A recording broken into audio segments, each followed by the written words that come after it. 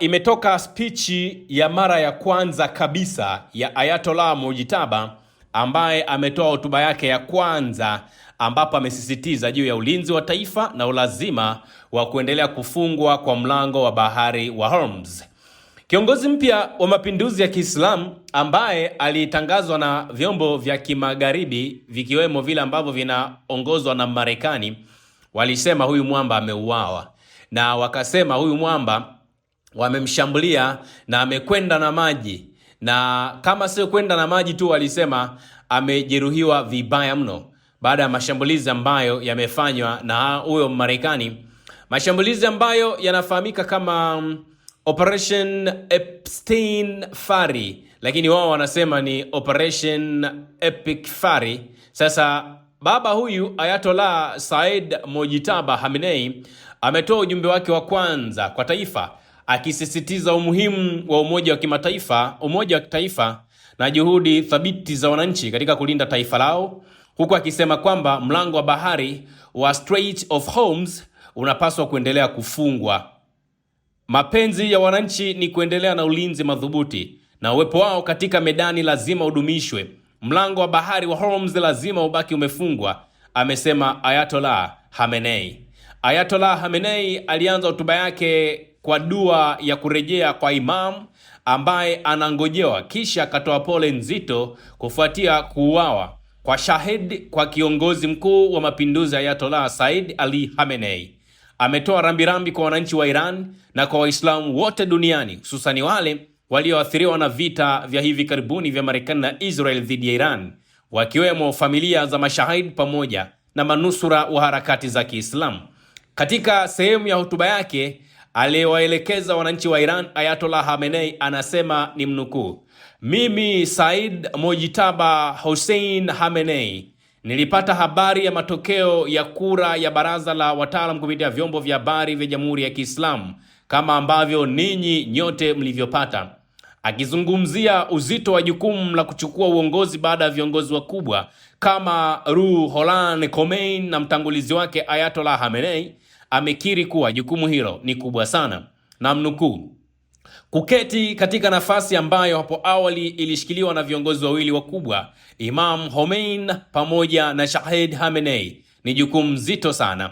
Anaendelea: "Nafasi hii iliyowahi kushikiliwa na mtu ambaye baada ya zaidi ya miaka 60 ya mapambano kwa ajili ya Mungu na kujitoa kwa kila aina ya starehe na anasa za maisha aligeuka kuwa lulu inayong'aa na kielelezo cha kipekee, si tu katika zama zetu bali pia katika historia ya watawala wa nchi hii." Anaendelea: "Maisha yake pamoja na namna ya kufariki kwake yalikuwa yamefungamana na heshima na utukufu, yakitegemea ukweli ambao aliuamini." Ayatollah Khamenei pia amezungumzia ziara yake kwenye mwili wa kiongozi huyo marehemu, akiuelezea kama mlima wa uthabiti, akisisitiza kuwa ingawa wataalam watajadili kwa kina sifa za mtangulizi wake katika siku zijazo, kwa sasa angependa kubaki na maelezo mafupi, na mnukuu: "Ndiyo sababu kubeba jukumu la uongozi baada ya mtu wa aina hiyo ni wajibu mzito. Kuziba pengo hili kunawezekana tu kwa msaada wa Mwenyezi Mungu na kwa uungwaji mkono wa wananchi." Ayatollah Khamenei ameongelea pia juu ya nafasi ya wananchi katika idara ya ulinzi. Ametilia mkazo nafasi ya wananchi wa Iran katika juhudi ambazo zinaendelea za kulilinda taifa. Anasema mojawapo ya sifa kubwa ya kiongozi shahidi wa mapinduzi pamoja na mtangulizi wake ilikuwa ni imani yao kubwa kwa wananchi. Moja ya sifa kuu za kiongozi shahidi na mtangulizi wake ilikuwa ni kuwashirikisha wananchi katika nyanja zote za maisha, kuwaelimisha daima na kutegemea nguvu yao kwa vitendo. Alifanya maana halisi ya jamhuri na utawala wa wananchi kuwa halisi na alikuwa amejitolea kwa dhati. Akirejelea siku za hivi karibuni ambazo Iran ilikuwa haina kiongozi wala kamanda mkuu, Ayatollah Khamenei amewasifu wananchi kwa uthabiti wao. Ninamnukuu: "Ufahamu, akili na ustahimilivu wa wananchi wakubwa wa Iran katika kipindi hiki uliwashangaza marafiki na kuwashtua maadui. Ni ninyi wananchi ambao mliongoza nchi na kuhakikisha inaendelea kuwa na nguvu." Amebainisha kuwa bila nguvu za wananchi, uongozi na taasisi za taifa zisingekuwa na uwezo wa kutekeleza majukumu yao ipasavyo. Ayatollah Khamenei anasisitiza tena kwamba ufunguo wa mafanikio ya taifa ni umoja na kumtegemea Mwenyezi Mungu. Anasema, naomba nimnukuu, iwapo nguvu zenu hazitaonekana katika uwanja wa taifa, wala uongozi wala taasisi zozote ambazo kusudi lao halisi ni kuhudumia wananchi, hazitaweza kufanya kazi ipasavyo. Amewakumbusha wananchi kuwa umoja ni lazima udumishwe hata wakati wa majaribu. Akatoa wito wa kuendelea kushiriki katika masuala ya taifa hilo. Amesisitiza pia umuhimu wa kushiriki katika matukio muhimu kama maandamano ya International Quds Day yanayotarajiwa kufanyika Ijumaa ya mwisho ya mwezi mtukufu wa Ramadhan, akiyataja kuwa ni kitovu cha umoja wa wote. Lakini pia ametoa wito wa ustahimilivu wa kitaifa. Ayatollah amesisitiza umuhimu wa kusaidiana miongoni mwa wananchi, na mnukuu, msiwe ni watu wa kusita kusaidiana. Amewahimiza kitaja ukarimu wa wananchi wa Iran. Amewahimiza pia taasisi za huduma za kijamii kutoa msaada kamili kwa wale ambao wameathirika zaidi, hasa katika kipindi hiki kigumu kinachosababishwa na kile alichokiita ugaidi wa Marekani na utawala wa Israel dhidi ya wananchi wa Iran. Na mnukuu, katika swala hili ninazihimiza taasisi zote za huduma kutoa msaada wao kamili kwa wahitaji na kwa miundombinu na wale ambao wanaweza wakajitolea kutoa misaada kwa wananchi. Ayatollah pia amezungumzia njia ya kufikia utukufu na ushindi wa taifa, akisema kuwa iwapo misingi hiyo itadumishwa, ushindi dhidi ya adui utakuwa karibu. Mfano wa karibu zaidi wa hilo ni kwa idhini ya Mwenyezi Mungu, ushindi dhidi ya adui katika vita vinavyoendelea kwa sasa unaonekana. Lakini pia ametoa pongezi kwa vikosi vya jeshi pamoja na kambi za upinzani, ambapo Ayatollah Khamenei amegeukia pia wanajeshi wa Iran. Amewapongeza kwa juhudi zao katika kukubaliana na kukabiliana na kile alichokiita ubeberu wa kimataifa. Ninamnukuu, wanajeshi wetu jasiri wamezuia kwa uhodari kusonga mbele kwa adui kwa mapigo yao mazito, na hivyo kuvunja kabisa ndoto ya adui ya kudhibiti ardhi yetu au hata kuigawanya.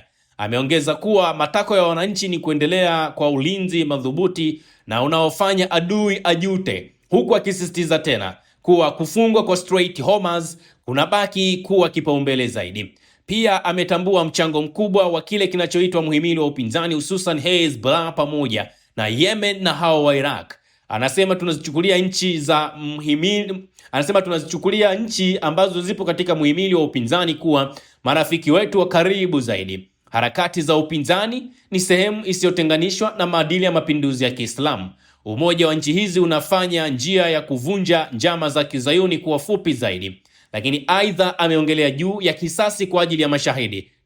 Anasema Ayatollah ameelezea masikitiko yake kwa wale wote walioathiriwa na vita vinavyoendelea dhidi ya Iran, hasa waliopoteza wapenda wao au kujeruhiwa. Namnukuu, natoa pole zangu za dhati kwa familia za mashahidi, anasema, akitaja pia majonzi yake binafsi kwa kumpoteza mke wake, dada yake, mpwa wake na shemeji yake. Anasema kinachonifanya kuvumilia maumivu haya kuwa rahisi ni imani katika ahadi ya malipo ya Mwenyezi Mungu kwa wale ambao wanasubiri kwa kuwa na subira. Kiongozi ameahidi kuwa Iran haitaacha kudai haki kwa damu ya mashahidi wake. Amesisitiza kuwa kisasi hicho hakihusu tu kifo cha kiongozi wa mapinduzi, bali pia kila mwananchi aliyeuawa na adui. Zaidi ya hayo, ni wahakikishie wote kwamba hatutaacha kudai haki kwa damu ya mashahidi wetu. Kisasi tunachokitafuta hakihusiani tu na kuuawa kwa kiongozi mkuu wa mapinduzi, bali kinamhusu kila mwananchi na mwanachama wa taifa hili aliyeuawa vitani. Pia amewahakikishia majeruhi kuwa watapatiwa matibabu na haki zao zote ambazo zinastahili. Ayatollah Khamenei amewahutubia pia viongozi wa mataifa jirani. Amewahimiza kutathmini upya mahusiano yao na mataifa ya kigeni yanayotumia ardhi zao kuanzisha mashambulizi dhidi ya Iran. Na mnukuu, tuna mipaka ya nchi 15 na ya nchi kavu pamoja na baharini, na daima tumetafuta kuwa na mahusiano ya kirafiki na yenye kujenga.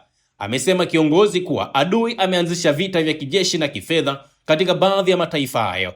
Ameeleza wazi kwamba ingawa Iran itaendelea kulenga vituo hivyo vya kigeni, bado ina nia ya kudumisha uhusiano mwema na majirani zake, mradi tu waache kuruhusu uwepo wa vituo hivyo vya kijeshi vya kigeni katika ardhi zao. Katika sehemu ya mwisho ya ujumbe wake, Ayatollah Khamenei ametoa heshima kubwa kwa mtangulizi wake. Ewe kiongozi, kuondoka kwako kumeacha huzuni kubwa katika mioyo ya wote. Daima ulitamani mwisho huu, na hakika Mwenyezi Mungu alikujalia wakati ukiwa unasoma Qur'an asubuhi ya tarehe 10 ya mwezi Ramadhan. Amezungumzia pia uvumilivu na subira ya mtangulizi wake katika miaka mingi ya uongozi. Anasema kuwa wengi bado hawajaelewa kikamilifu ukubwa wa mchango wako. Huenda ikachukua muda mpaka pazia zote zifunguke na nyanja nyingi za ukuu wako zieleweke kikamilifu. Ayatollah Khamenei ameahidi kuendeleza dhamira za mtangulizi wake, akisema, naomba kumnukuu, tunakuahidi kwamba tutafanya kila tuwezalo kuinua bendera ulioisimamisha, bendera ya haki na malengo ya juu ya ujumbe wako mtukufu. Ametoa pia shukrani kwa wote waliomuunga mkono, wakiwemo viongozi wa dini, wanasiasa na wananchi wa kawaida. Namnukuu, ningependa kutoa shukrani zangu za dhati kwa watu wote mashuhuri waliounga mkono uongozi wangu, anasema, akitaja pia uungwaji mkono kutoka mihimili mitatu ya dola pamoja na baraza la uongozi wa mpito.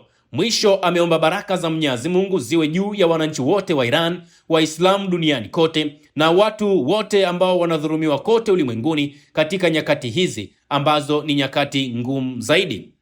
Mwisho wa kunukuu hotuba ambayo ni hotuba ya kwanza kabisa ya Ayatollah Khamenei.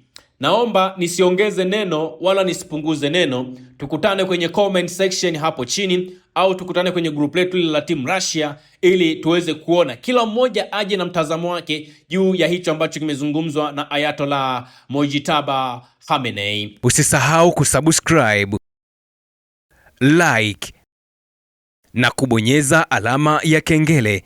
Asante.